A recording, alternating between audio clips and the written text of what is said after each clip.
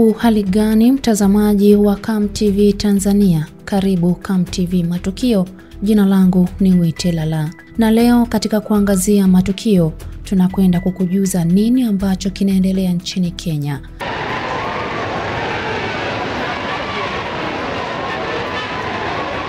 Vurugu za shuhudiwa wakati wa kuagwa mwili wa mwanasiasa mkongwe nchini Kenya, Raila Odinga.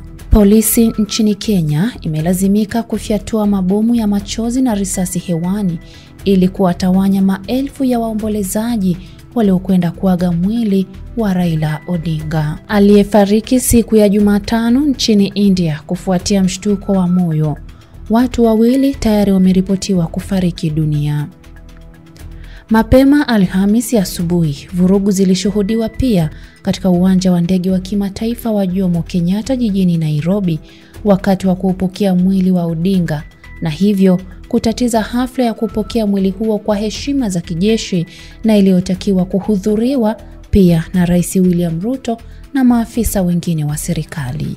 Raila Odinga aliyefariki akiwa na umri wa miaka 80 anatarajiwa kuzikwa siku ya Jumapili katika kijiji alichozaliwa cha Bondo, huku mazishi yake yakifanyika kwa kufuata taratibu za kanisa la Anglikana la Kenya.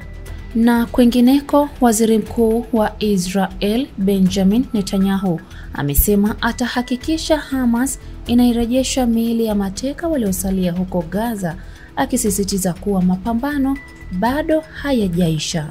Chini ya makubaliano ya kusitisha mapigano yaliyosimamiwa na Rais wa Marekani Donald Trump, Hamas iliikabidhi Israel jumla ya miili 30, hivyo kufikia idadi ya jumla ya miili 120 ya mateka. Miili ya mateka 19 bado haijulikani iliko, huku Hamas ikisema itahitaji vifaa maalum vya kufukua magofu huko Gaza ili kuipata miili hiyo ya mateka iliyosalia. Kundi la kutetea mateka wa Israel limeitaka serikali ya nchi hiyo kuchelewesha hatua zinazofuata za mpango wa amani iwapo Hamas itashindwa kuirejesha miili hiyo. Endelea kufuatilia Come TV Tanzania kwa update zingine zaidi. Mimi ni Witelala wa Come TV Tanzania.